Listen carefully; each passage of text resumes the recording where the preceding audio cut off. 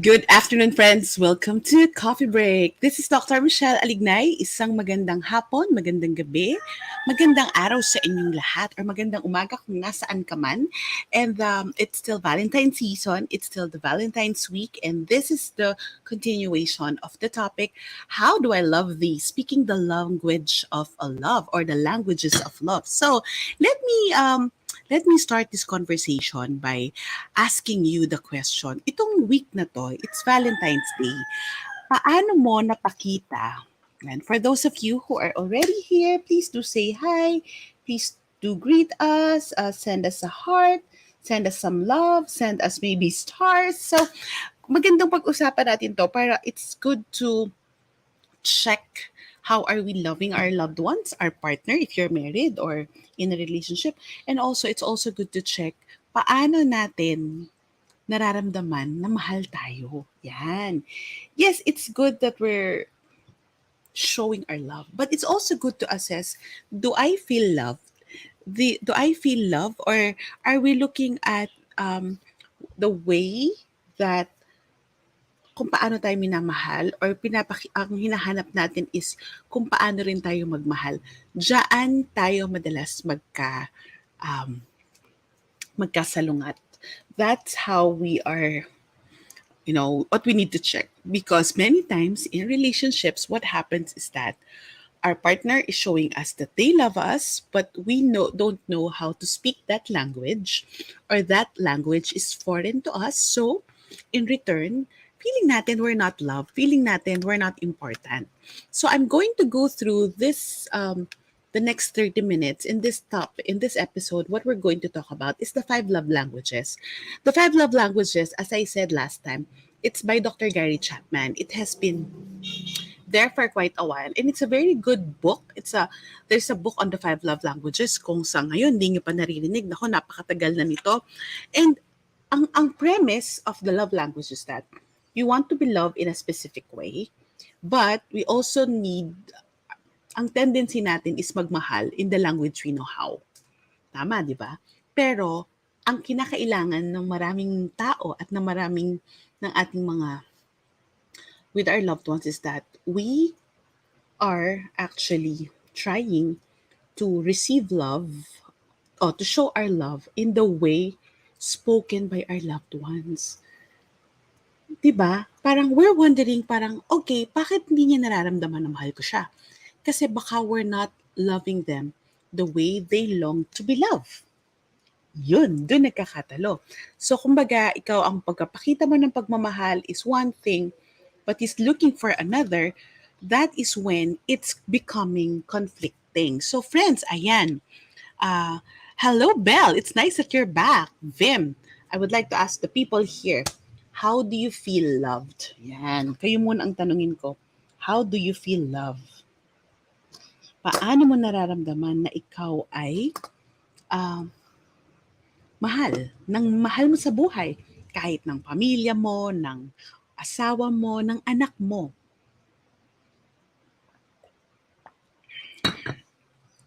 And, yan, tingnan natin ang mga sagot nyo, ha?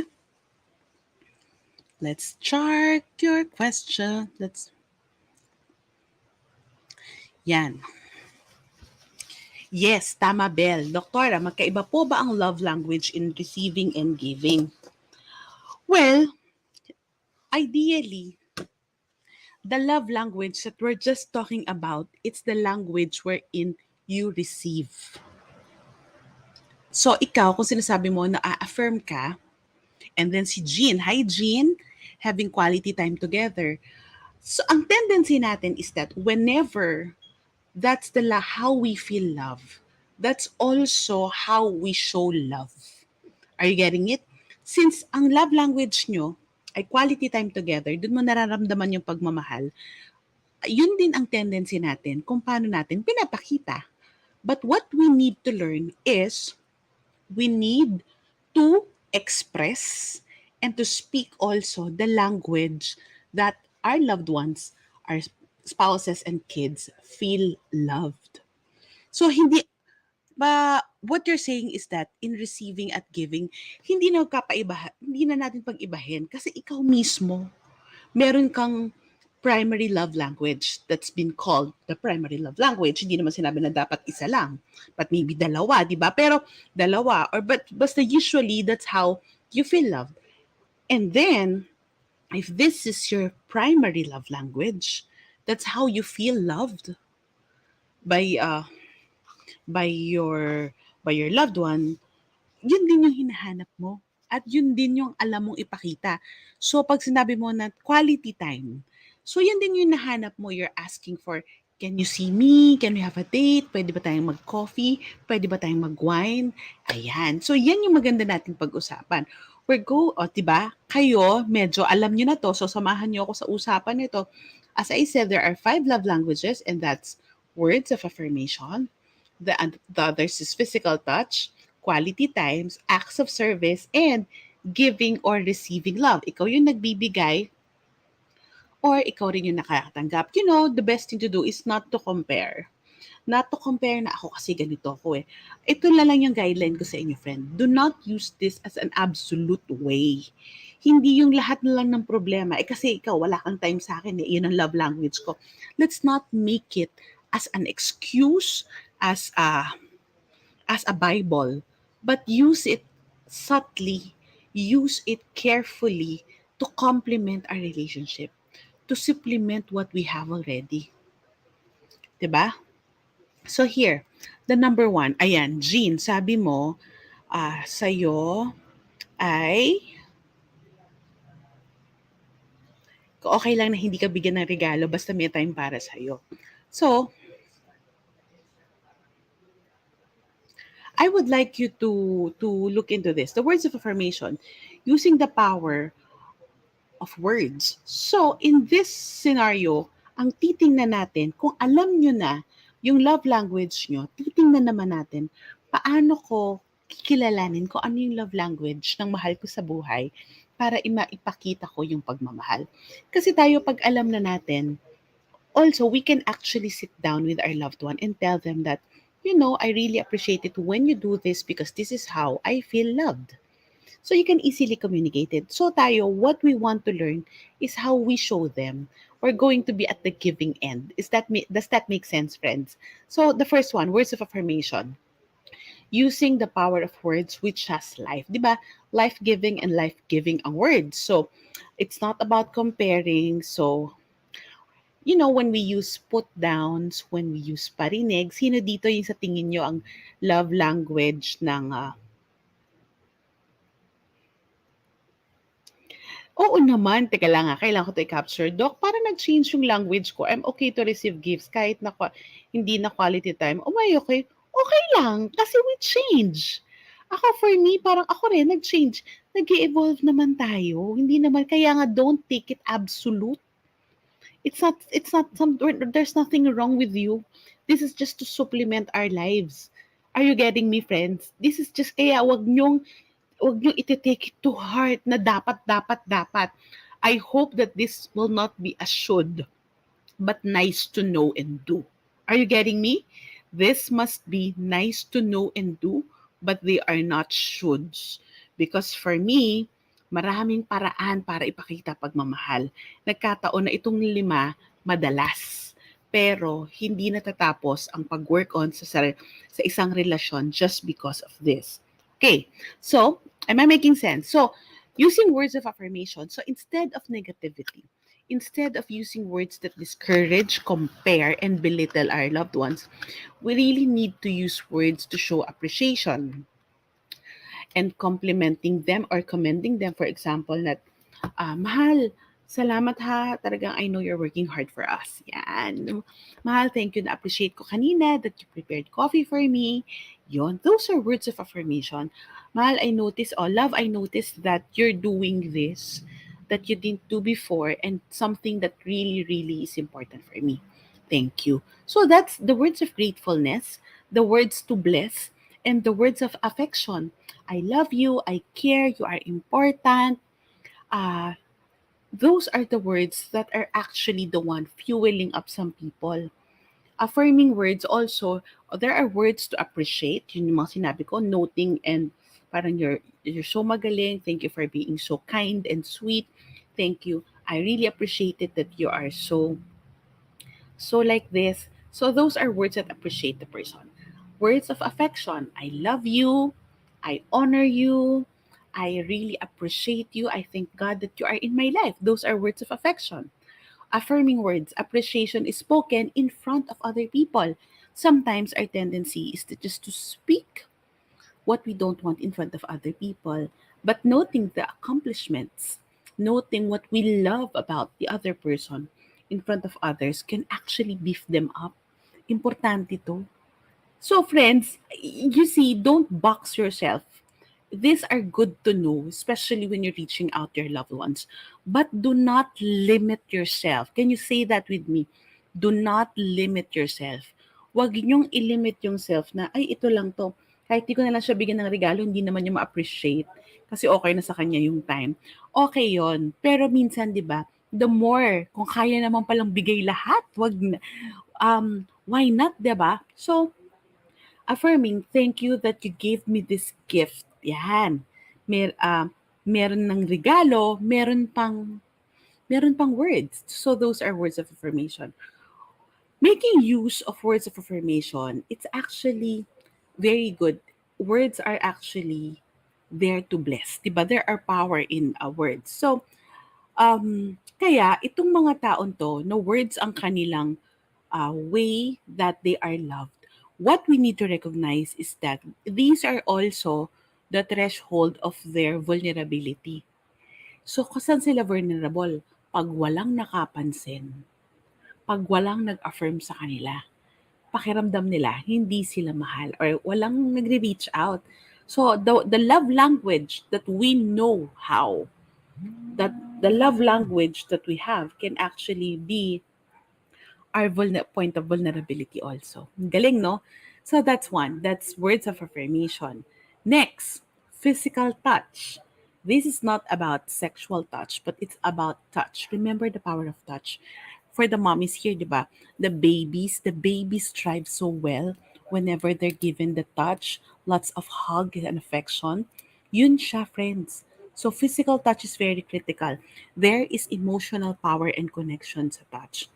Yesterday, we visited a friend who lost her husband last December.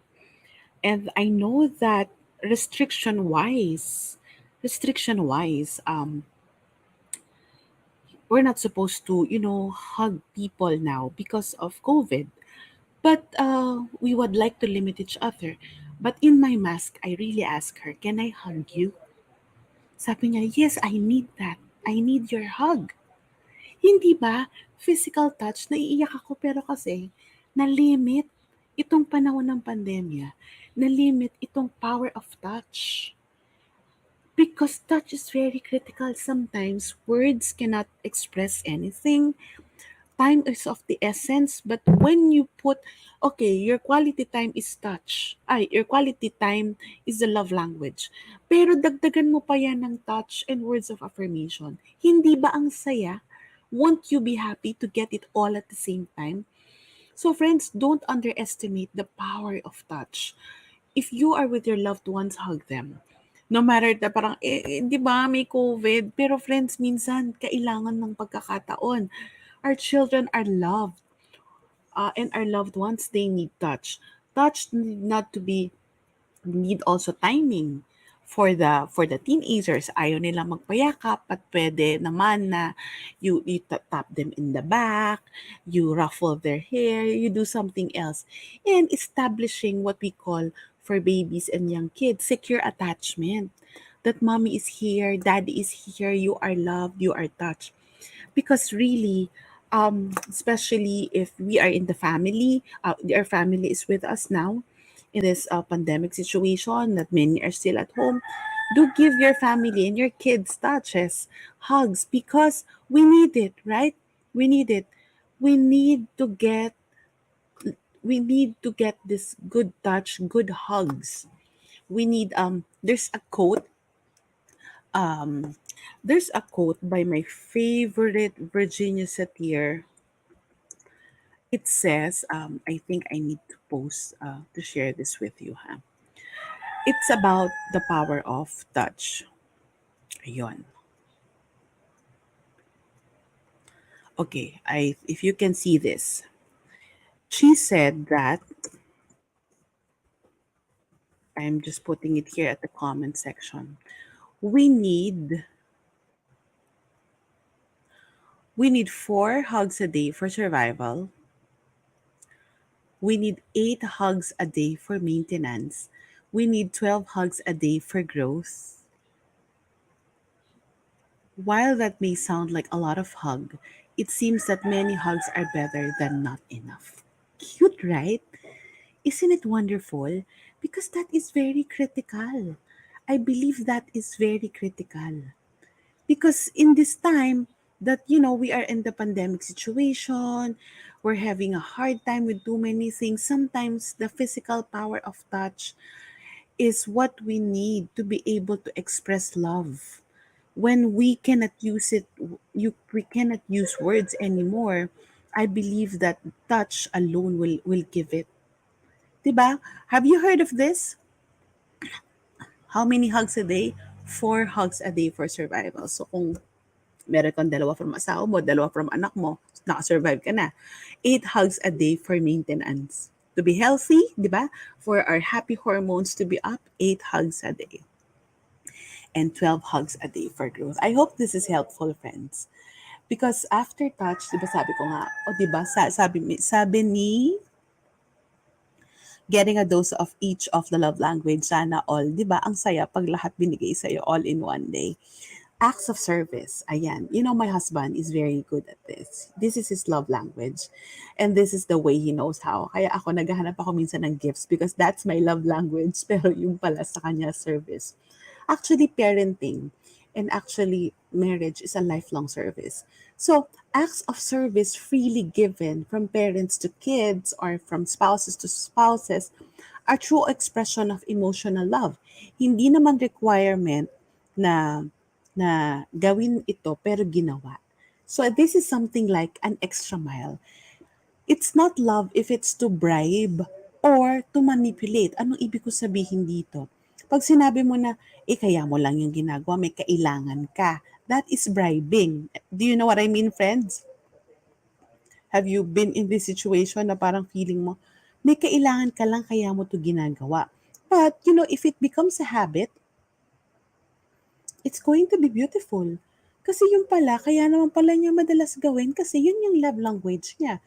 My husband, pag meron akong kailangan sa kanya, ayusin niya yung schedule niya to help me with it. Ayan, yan guarantee ko. He's so dependable sa ganyang bagay. So, for him, because he loves me and so he showed me that he loves me through his service. Ano kailangan mo? Minsan kailangan ko pa ng, mahal, kailangan ko ng ganito. Pwede ba? Yes, I will do it. So, that's something. So, I don't know with you, but in many ways, napapakita naman natin talaga yung sa mga pamilya natin that we love them. And also, we need to balance it out. We need to balance it out. So, yung pag-prepare ng paborito nilang food, also, so for some people, di ba, ang dali nila to cook, ang dali nila to prepare meals because that's their love language. They are flowing whenever they're doing that. So, also, it's assisting them in maybe a project for your kids, maybe a project, a homework, something that they need to do, that is actually a love language. That is service. And also, we also need to, I ask my kids, what do you think is your love language? Or what do you appreciate with each one? I think I asked them that last Valentine's. And my son, who's 15, turning 16, alam ko na ang sabi niya, I think mom, my love language is service. So I really appreciate it whenever you ask me that, is there something that I can do for you? Is there something that you need? Because I know bibilin mo para sa akin, hahanapin mo yan para sa akin, para masuportahan ako. And that is very essential. That is very good.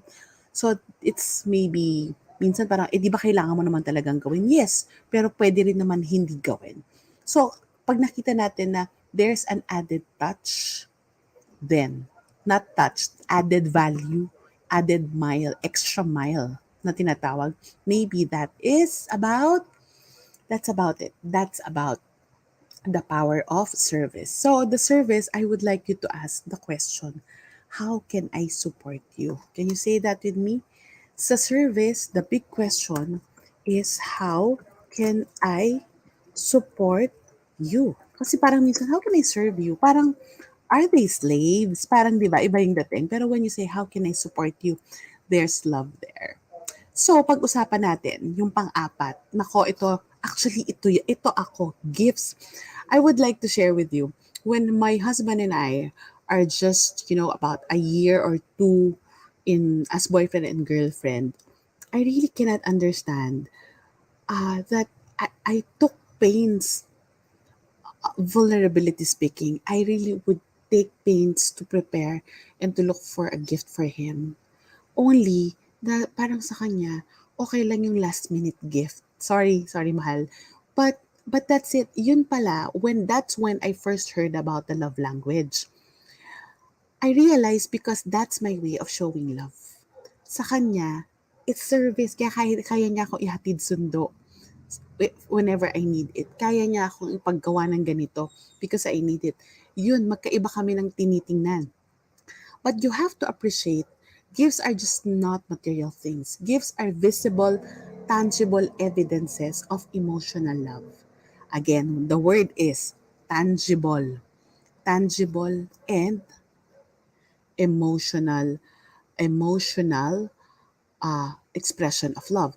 We do not deserve, but we've been given it because we share in the love. And its purpose is not to get the object, but to express the emotional love. So it's actually when the person think of you, when the person give you a gift, the person is giving you an extension of him or herself.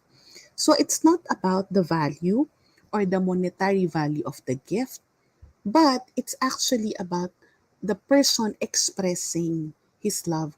Kaya sa akin mahalaga na pinag-isipan ko yung regalo. Kaya I feel bad also pag haphazard yung gift sa akin. Not by others, but especially by the people I love or close to me. Pag hindi pinag-isipan yung parang kung maiabot na lang, sa akin, sometimes it offends me.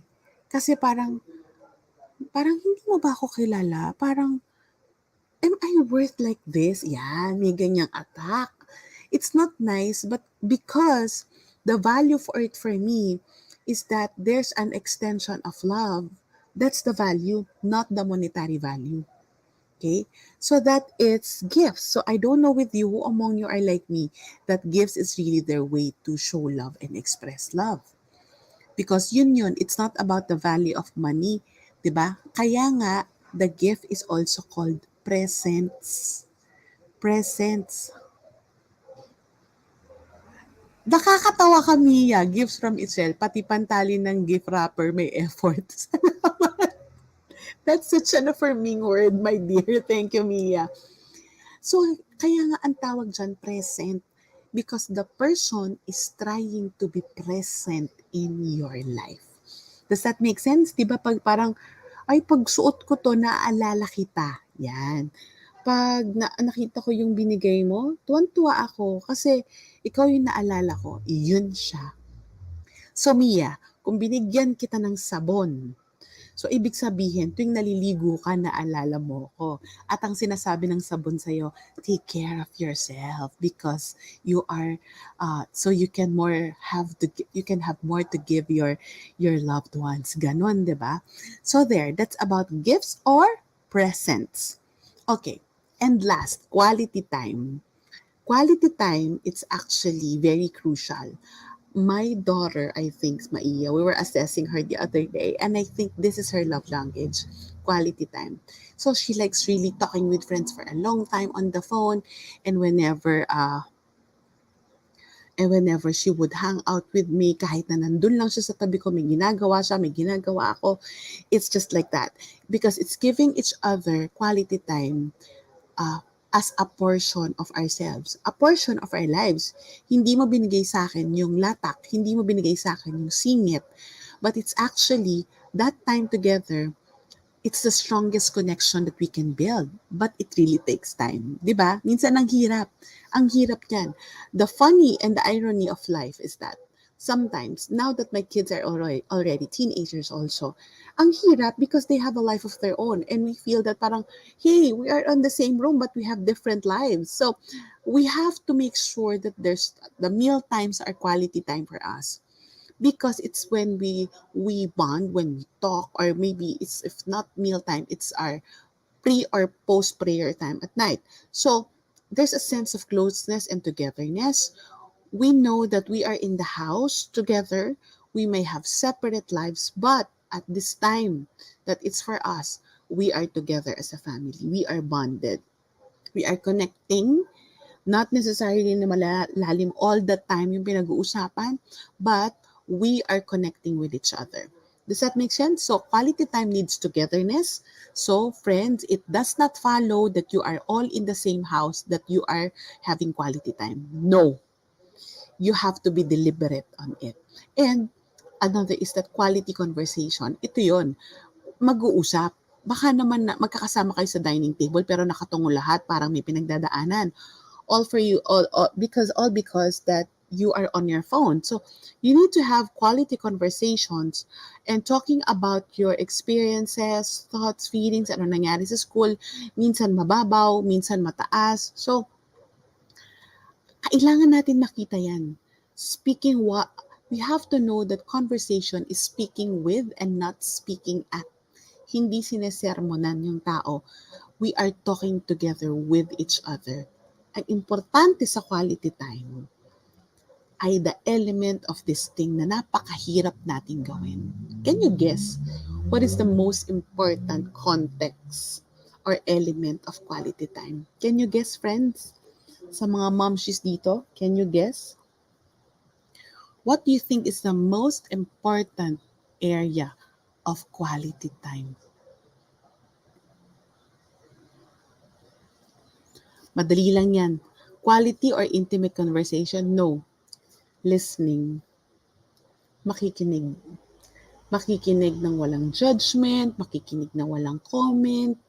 It's genuinely being interested. Hirap, di ba? Minsan ang dami nating opinion. Minsan, we're so busy. Undivided attention, yes, and just, listening. Making the other person feel that I am here. This time is for us. I am listening. Either you're quiet or chatty, I am listening. Sabi ni Mia, mas connected kami pag nag-uusap kami ng Korean Villa plots. Bago na ako, we start from there, bago usapang dibdiban. Yes, actually, ang tawag dyan ay media triggers. You use what you see to be able to talk about deeper things. So kung nahihirapan kang kumonekta sa mga anak mo or sa asawa mo, use the language that they know. Yung interest nila. Ayan, Korean novela. With my kids, sometimes, nag-uusap silang dalawa ng mga pinapanood nila na One Piece. Hindi ko alam kung alam niyo si One Piece. Kung may Korean novela, ang mga anak ko naman ay mga anime series ang pinapanood. So, hindi man namin tanungin kung ano nangyayari, naririnig namin sila. At minsan pinagawa namin sila rin ng reflection paper para mas maintindihan namin saka namin pinag-uusapan. So really, quality time is taking time to listen to each other, and that's going to be very wonderful. Hindi naman all the time malalim, minsan mababaw lang. Okay? So also, quality time is telling your loved one that I am here for you. You are important. And I've learned this quote that I've learned this quote, and this is so true. Love is spelled, can you guess what is it? Love is spelled as, narinig niyo na ba tong quote na to? I will show it to you. Have you heard of this? Love is spelled as Time. Lalo na sa maliliit na bata. Hindi nila ma-equate na wala tayo. So, kailangan nilang maramdaman na you're here because we are there for them. So ngayon, work from home, pwedeng hindi nila nararamdaman yan kasi we're busy. Pero dapat makita nila na meron tayong oras para sa kanila. When we eat together, when we talk together, maybe before sleeping, when we pray together, when it's chat time together, we have time. So love is spelled as Time. But I have also what I call the sixth love language. In this pandemic, nasubukan ko yung power nito. I don't know with you, pero kaya nyo kayang hulaan kung ano yung sixth love language. Para sa akin to ha, this is my take. Lalo-lalo na sa mga bagets. Pero alam mo, para rin sa ating adults, minsan parang ganito eh. Parang ito na yung pagkasama natin yung asawa natin, silang dalawa yung nagbibigay ng kilig. Hindi Vim, not prayer. Any guess? Any more guess? Hindi serious.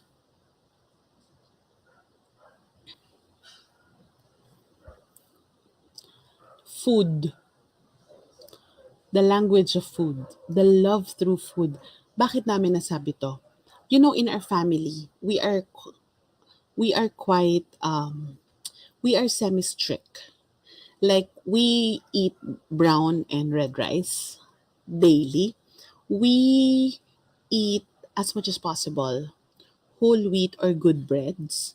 We don't eat we don't have we don't have rarely occasionally yung mga carbonated drinks. We only also have we don't have much pork or chicken or beef, so mostly fish and rice and tofu. And vegetables, lots of vegetables. Kanina we ate nilaga, which my kids love. Nilagang buto-buto, pero yung nilaga namin napakaraming gulay. So, the magic that I saw in the language of love, that the best way through my kids' heart, especially this pandemic, is through their stomachs. Because since they're mostly at home, kahit tayo na adults na mostly working from home, we have limited interactions outside. Hindi katulad dati, araw-araw kang lumalabas, posibleng each day may kinainan kang iba-iba. Like for me, if ever I would do talks here, may kakainin akong iba, either paghahanda ako dun sa where I had my meal, or ako mismo ay paano ba, ikakain nila ako sa restaurant or sa hotel, something like that, which I love. But now, the food becomes an extension of the normal world to the kids, especially the ones mostly at home. I can just imagine one time, my daughter, sabi ko, every Monday, let's just sit down and hang out together. And then sabi niya ko, what do you miss eating? Sabi niya, Mom, I really miss potato corner. Good thing sa app, sa Grab, meron ng potato corner na very near us. Nung tiningnan ko magkano yung delivery, 50 pesos, kung magta-tricycle ako palabas or maggagas pa ako at bababa pa ako ng building para kumuha lang yan, sulit yung 50 pesos plus the bucket of rice. So I ordered and she was just so happy. She was just so happy. Kaya tuwing kagabi, where we were praying, I'd ask my kids, what are you thankful for? And she was just saying that, Mom, I'm really thankful for that dinner that I have. That's like the tofu with something stuffed inside. It's really good. And why did I say that food is a love language? Because whenever we sit down with our kids with food that they like, since we have a limited repertoire of diet during the weekdays, the food becomes a good treat for them. Hindi sila nasanay na ito lagi yung pagkain. So they look forward to the food that we will order or we will have. Minsan ako magtatanong, what food do you would like this weekend? Tataning ko sila. So it becomes an expression that the family will sit down, the family will enjoy eating, the family will have a good meal together. So there's that sense of togetherness. You know, there's a sense of words of affirmation because my kids are so appreciative whenever, Mom, this is so good. Thank you for giving it to us. Thank you for letting us eat this. Thank you for ordering. May ganon. So may time together. May affirmation, mag-hug pa yan sa'yo, may physical touch, and of course, may service. Either you prepared it or you ordered it and arranged for it, their service. Kaya nga feeling ko, and it becomes an expression of your love because it's a tangible thing. So, pwede siyang gifts. So, for me, food, especially if you are like me na you don't give naman all the masarap or all what the food that they like every day, it becomes something special that they look forward to. And it becomes very real to them that you are serving them and you were loving them because you're giving them something that they like and love. Does that make sense? Kaya ako parang, wow, this is a really good thing because this pandemic, that sometimes the kids are like that eh. Yun na yung kaligayahan nila. That's the normalcy that they have. So Ruth is saying, you are vegetarian family. Kami naman ang tawag namin flexitarian. We are strict on a weekday and on a weekend. We splurge. Or not splurge, we eat what we like. Nung Valentine's, the weekend before Valentine's, we ordered the favorite, Jollibee. My daughter likes the spaghetti. My son loves the chicken and burger steak. Okay, let's have it. Let's have it ng hindi bitin. 'Di ba? So it's but they still need to eat their salad to go with it. That's how we balance. So they become very appreciative. So friends, if you would like to speak and take time for love language for your kids, for your loved one, start with the language of food.